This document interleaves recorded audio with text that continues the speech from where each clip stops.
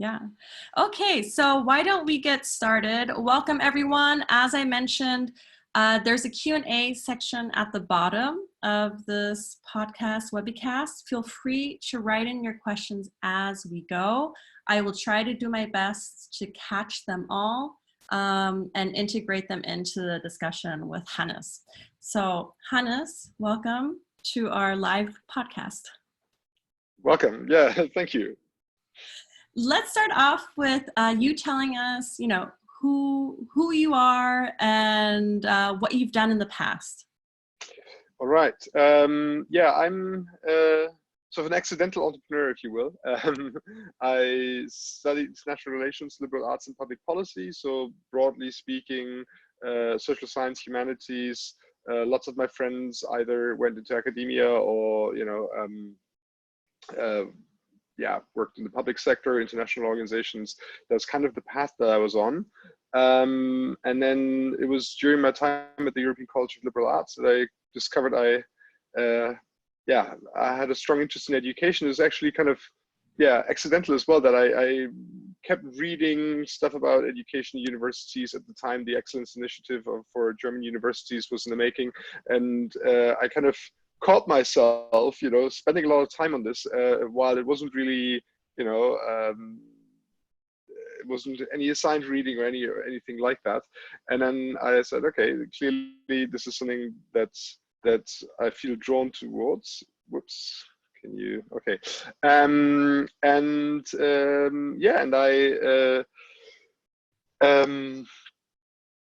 I wanted to have an impact in that space, and it was actually that kind of tugged me towards entrepreneurship, because I felt, working in a public sector university or a ministry, it would be difficult to really make a significant change. And I felt that a significant change was needed because of digitalization. There's lots of opportunities, of course, in education.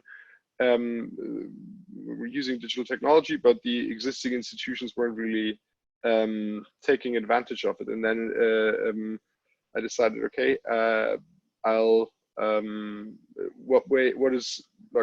could I, what would be a lever, if you will, to change, to create change that scales. And then I arrived at technology and thought, okay, education technology would be a way to have that kind of impact. And then it was only a small step to see, okay, you probably, it's probably a startup company, it's probably venture capital funding that would enable me to build something that has an impact at scale in education. And then that's how I ended up becoming an entrepreneur, if you will. So obviously you became the entrepreneur in the best way, is that your passion and your pure interest was something that motivated you to really look at the space and be able to see where you could create the most change. Do you still remember the time when you thought about digitalization, like when you realized that would be the key part? And 2006, while I was at the European College of Liberal Arts, Schulverzeichnis was happening. Facebook was just coming to Germany in like late 2006, early 2007. And I decided I wanted to do an internship and ended up doing the internship in Silicon Valley in 2007. Actually, I was at Facebook headquarters when the company only had 300 employees or so, and Mark Zuckerberg kind of rolled around for pizza with people at an evening event. He was still like a really young founder at the time.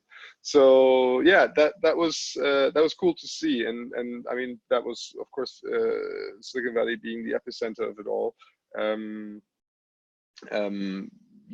of got a sense of what was to come. And so do you want to talk about what you founded then? Yeah, of course. I can quickly, briefly talk about it. So the company was called Diversity. We, in the end, it's part of Springer Nature now. Exited 2017. I did that for 6.5 years. Went through lots of ups and downs. And I mean, I talked about that in a different presentation that I gave. learned a ton about building a company and the do's and don'ts of entrepreneurship.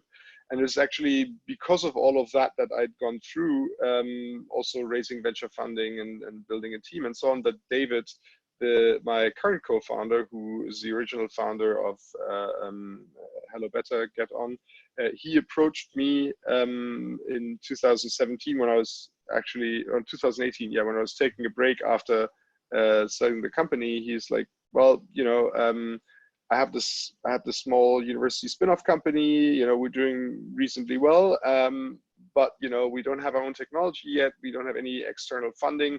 I think we could reach a lot more people if we scaled this into something bigger, but I don't really have the time and to do it, and I also don't really know how to. Maybe you could take a look and see whether this is something that makes sense and whether you feel it's a viable case, if you will. And so I looked into it and quickly realized, yeah, that there's definitely something here. It's from a VC perspective, right? It's a big market. It's technology driven. It's scalable. It's there's an urgent need also because of course everyone knows that there's sort of a problem when it comes to access to mental health care. So maybe that's sorry, I was going to say maybe that's a transition point where we can now focus on HelloBetter and what you guys are doing, because when you just mentioned all the ups and downs that you went through as an entrepreneur, I'd really love for us to actually do the open lecture we have planned with you in next month, and where we can come back and also do an update on the new things you guys are doing with HelloBetter in connection to Corona. So why don't you, I just wanted to interfere in there and just let everyone know that HelloBetter is what we're here to talk about today, with the focus on the current scenario with of course Corona and mental health. No, I just wanted to sort of explain how I ended up doing this, because people might wonder, so you've been in education, what does that have to do with health?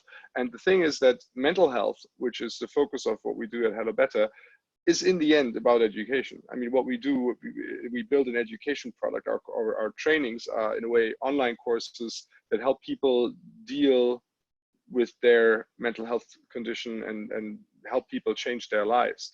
And that was what excited me, that there was, from a product perspective, there were a lot of parallels to what I was doing before in terms of building an engaging product that has good retention and gets people to a certain learning outcome. There are lots of parallels also in terms of it being a tech platform plus content plus a service component, i.e. a human encouraging people to actually do the homework and do the put in the hours. That's something that you see throughout these kind of offerings, that that human element makes a huge difference for people. And it was because there's a good fit between what HelloBetter needed and the experience that I had, as well as the fact that on the product level, this was very close to home in a way for me, that we quickly clicked and said, okay, let's do this together. So we started out working together over a year ago, and now I'll fast forward over the last year, which was really interesting in it by itself from an entrepreneurship perspective, getting to where we are right now. But the long and short of it is we, build a team. We're now 35 people, and we're kind of on track to, scale the existing digital mental health solution that had been developed in previous years, all over Germany, and make it available to patients that, have public health insurance Germany-wide. That was kind of our objective for the year. And then this happened. Yeah, and I just wanted to clarify, just so everyone knows, when you talk about bringing in your experience in terms of education and the technical abilities around it, and HelloBetter being able to educate people, just to make sure, we're not talking about educating people to become psychologists. We're talking about the end client being, as you just said, patients or people in need of support. Yes, sorry, I'm just looking for a cable to charge my phone, because otherwise I won't be with you for much longer. Okay. Just got a message. So what we do is, as I said, we call it mental health trainings. They're essentially online courses, and we treat people across a range of conditions, from depression to anxiety to stress to sleep disorders, alcohol abuse, a whole range of different topics. We have 11 different trainings, and that's really unique. All of these trainings have been validated in at least one randomized control trial. So everything that we offer, there's research evidence that it works. So it's not just that we say, hey, we had this great idea, let's put it out there, see whether it sticks. But no, this has been developed in a university setting, years of research having gone into this. David, my co-founder, he's been doing research in this space for 12 years. He has 170 published peer-reviewed articles, 6,400 citations. So he's really an expert in the space. He's also the president of the global research organization in this space called ISRI, and he built this stuff, and now we were going to take it to market and try to make it available to more and more patients, because so far what was the problem is that they developed all of this, they found it's really effective, but it wasn't available to patients yet, and that's what we set out to change. Now, given the situation that we're in right now with Corona, a lot of people turned towards and said, look, people are isolated, locked in their houses. It's kind of a doomsday scenario in certain ways. Lots of people, are worrying about, parents, grandparents, or their own lives. Some might even have to deal with, people being in hospital or people dying. So people saying, okay, is there something, we clearly will confront a major, besides the public health crisis in terms of, just saving being on lockdown lives. And changing, we'll face a massive public health crisis in terms of mental health in a few weeks from now, because there's massive fallout from this, that people are not allowed to do many of the things that really help them stabilize them in their everyday lives. So also people fearing for their jobs, and there are a whole range of problems that people are confronted with now. And as I said, people turned to us and said, like, given you're an expert on stress and depression and so on, isn't there something you can do? And then we sat together and thought about, okay, what is it that we could do to help here? And we came up with sort of a portfolio of different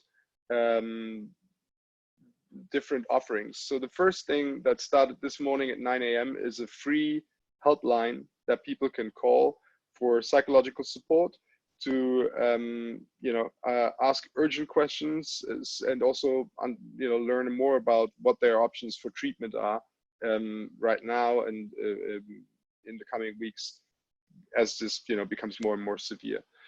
So that's Can you tell us the link number to that, or where people would find it, and maybe we can even put that into the chat.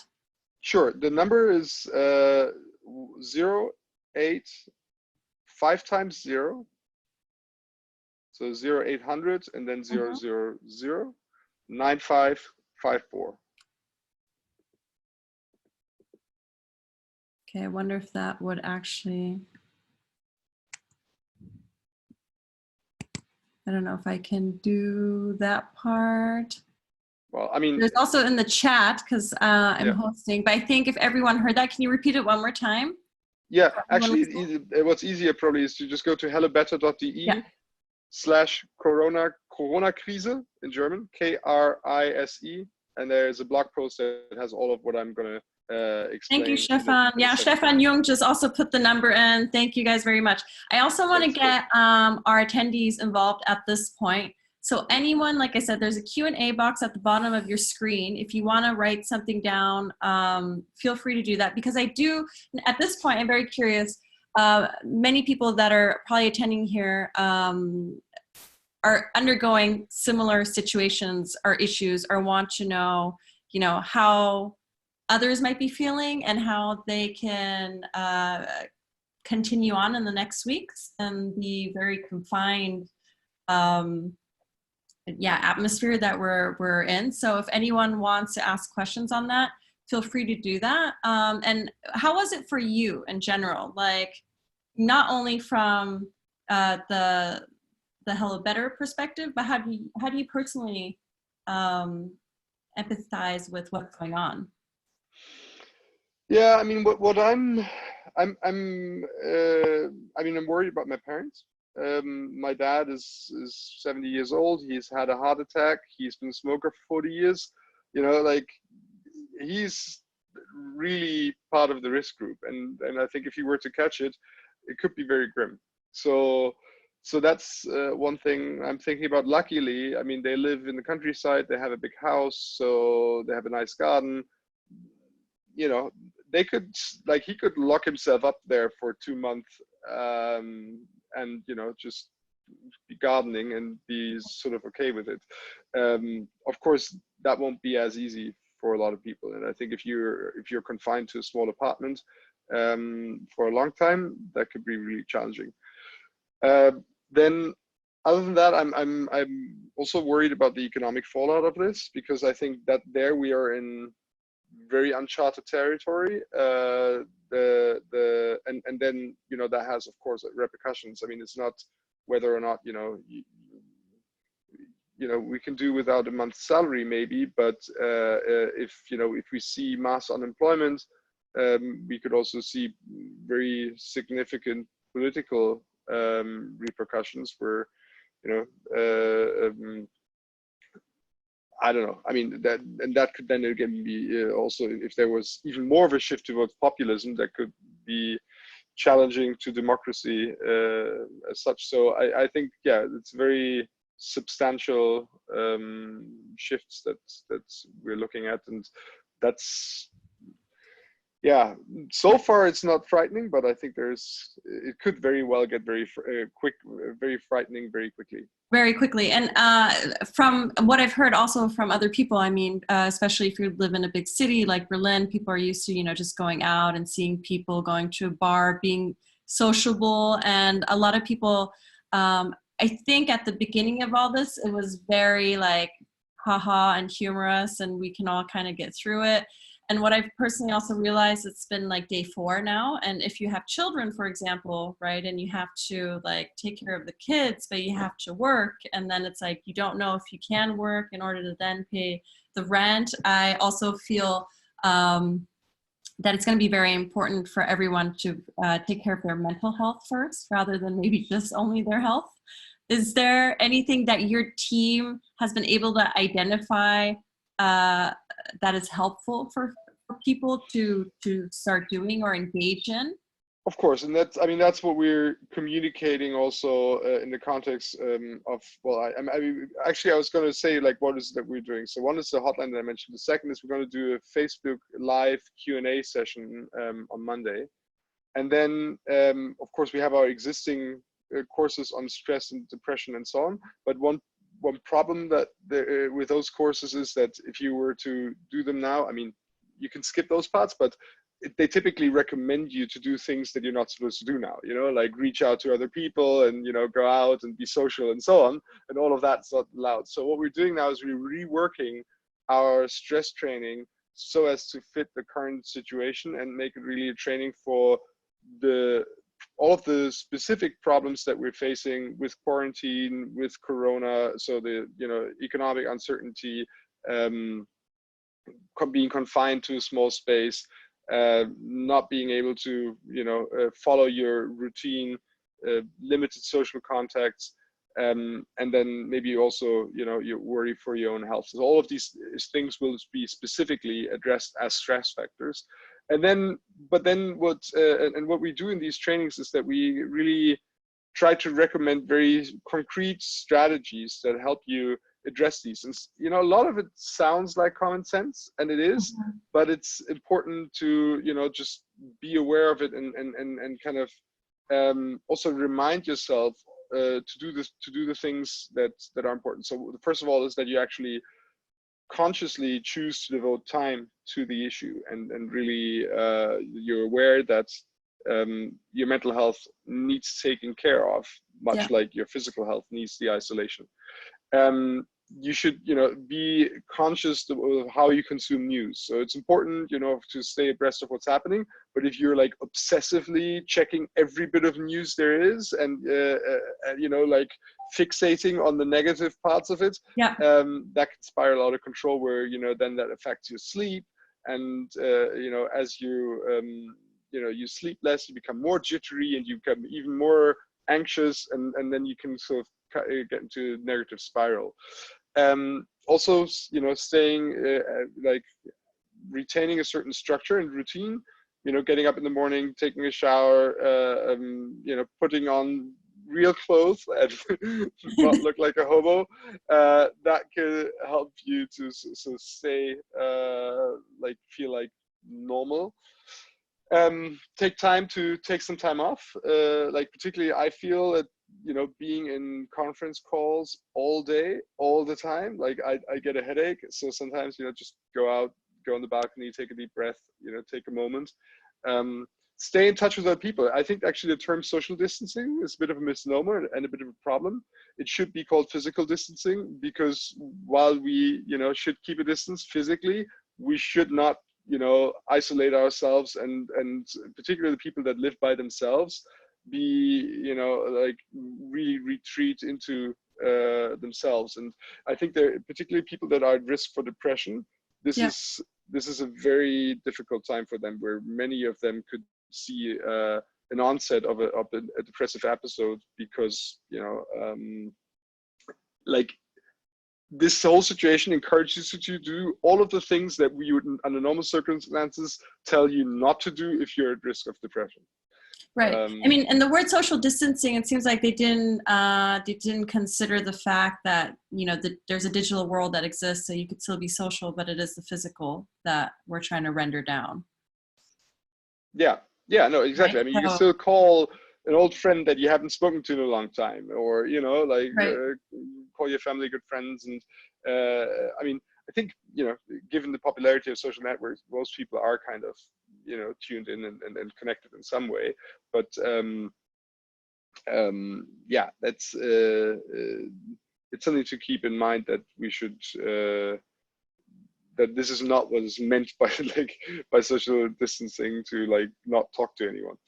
Also, moving, of course, I mean, right now we're still allowed to go out and maybe go jogging, or take a walk. That's nice. If we really get to a point where even that is not allowed anymore, maybe just walk up and down the stairs in the hallway of your building. Just go up and down a couple of times. That's good exercise, get your blood flowing, and also helps you stay sane in a way. We've been actually trying to do that in our own digital teamwork space that we have at work, to get everyone to 10 to 15 minutes. We do try to do a theraband or some type of exercise, because I personally am realizing, because we've digitalized everything, I'm sitting in front of the computer, I feel like even more so, or just generally because we're inside. And so I physically do, that's something I definitely need to address more. It's become a little tough, and it's day 4. And then also, I mean, when you feel like things are getting too much and all of these things don't help, I mean, do seek help. Reach out to professional services as much as they are available. And of course, getting hold of a therapist right now is tricky. But that's also why we started the hotline, to enable people to speak to someone that relatively easily. There was a very important question whether or not everything's accessible in English as well, or whether it's just focused on the German market. How internationalized are you guys at this point? Yeah, so far we're focused on the German market, and our trainings are available in German, and actually the Facebook community that we set up is also in German. The hotline, I mean, our psychologists, they speak English, so it's not specifically an English language offering, but I would encourage people to call nevertheless, and they'll try to help you as best they can. I mean, it's also important to understand the different types of, people always feel about, well, talking to a therapist if it's not their native language or my native language, but the focus of what we do is on cognitive behavioral therapy, really these kind of sort of very, as I said, commonsensical strategies in a way, but the ones that we do all need reminding of. I mean, if you think that just because it's common sense, it's easy, think again. Because I mean, that's what the whole like losing weight is about, you know, like if people said like, oh yeah, if you want to lose weight, eat less, exercise more, it's easy. Well, clearly, you know, we know that, but that doesn't make it easy. So what we're trying to help you is stick to the things that are supposedly easy, but in real life are actually really hard when it comes to changing your routine. So, and what I'm saying is, getting back to my previous train of thought, that kind of stuff is more easy to do at what we do, cognitive behavioral therapy, in a different language, and talk about with someone that, you know, even if you're not a native speaker, then sort of the analytical psychotherapy where you talk about your mom and your childhood trauma and that kind of stuff, where it's a lot more nuanced, or relationship problems, for example, are also really tricky. Couples therapy in a different language is really difficult, but cognitive behavioral therapy actually lends itself pretty well to this. Yeah, okay. There was also another question that we had more from a, I believe, enterprise question. And it says, if I can answer live, let me see if that works. I'm going to read it out first. It says, how will and can a platform like yours thrive in this upcoming challenging time? Obviously, people may want to reduce their spending and turn to such a platform. I think you kind of answered it already. Well, no, I mean, of course, it is a challenging time, because our plan for the year was to, you know, take advantage of the so-called digital care law, this digital care act that has been introduced, that enables German digital health companies, or digital health companies actually in general, also from abroad, to enter the German market and sell to all people that have private public health insurance. I mean, i.e., they just need to get the users, and public health insurance has to pay for it. Okay. We still want to do that, but that whole process is kind of grinded to a halt. I mean, we're very curious to see what happens. Actually, in 10 days, they're supposed to publish this directive that gives you all sorts of details on how the implementation is going to work and how you get market access. And we believe that's not going to happen, because the Ministry of Health is super busy with everything else. True. I was just going to say, maybe someone thought about speeding that process up, just so more people could have digital access to programs like yours, because it's almost needed. So do you feel, I mean, you're right, they probably have a lot of other challenges at the time that they have to take care of, but I mean, that could be a really good argument. Yeah, no, it's that is, of course, it may happen that way, that they actually speed up the process, but it's unclear whether they, because I mean, the number one priority is, of course, saving lives right now, and a lot of resources will go towards you know, like hospital beds and increasing ICU capacity and things like that, and that's super important. But yeah, I mean, the digital health space has been waiting for this to happen for a long time. We, as I said, we still hope it does, but if it doesn't, then all of that's going to get delayed, and without that market access, we also have a trouble we are also in trouble with our plans.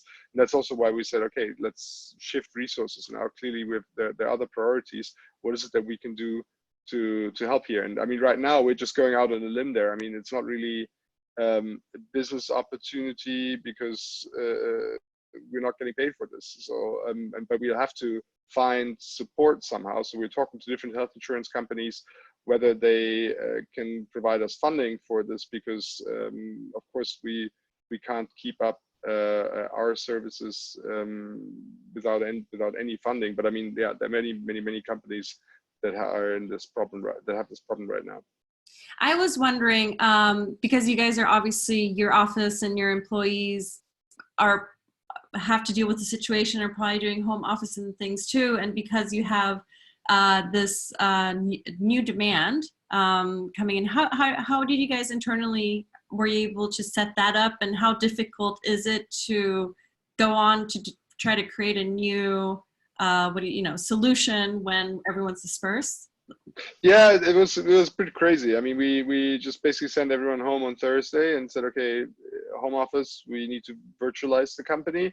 And we did that overnight, and it works surprisingly well. People are extremely engaged, you know, early to rise, late to bed, putting in lots of hours and making this to make this happen. So right now there's sort of the sense of excitement and a lot of engagement, but I also hope that people don't burn out. If we have to do this for, you know, 6 weeks, 8 weeks, I don't know, and we go at this kind of pace, then yeah, I think people will struggle. So it's a lot of work, you know, even just, you know, setting up a Facebook page and so on. It sounds really trivial, but if you want to do it well and at a certain, you know, want to guarantee a certain level of service, then, you know, you got to think, you know, how you're going to staff this, who's going to monitor this, who's going to, you know, what kind of input can we provide. So we've been writing tons of blog articles, we've been producing videos. That's actually one thing where we still had a couple of people meet in the office, like 4 or 5 of them met in the office last 2 days to produce video content that's now being cut and that we'll release starting next week, presenting these kind of strategies. And then, as I said, there'll be the Facebook Q&A as well. So that lots of different, but you need a concept for all of these things. And but yeah, it's been. Oh, we lost Hannes there for just 1 second. I hope he'll come back. I hope you guys can still see me as well. Maybe this will be a good time for me to also let you know about the Q&A at the bottom. I hope Hannes comes back. I think that will actually be a challenge. Or I hope it won't be a challenge, that we can all continue with our digital formats as everyone is going virtual, may it be for their own entertainment or trying to just work with each other. I'm sure there might be some challenges. Hopefully Hannes will be able to come back to us. I got a question from Erica that just asked, do you know of any apps that are helping people with isolation right now? I personally do not know of any yet. Maybe there are people in the chat group that want to answer part of that question until Hannes comes back to us. But we will see.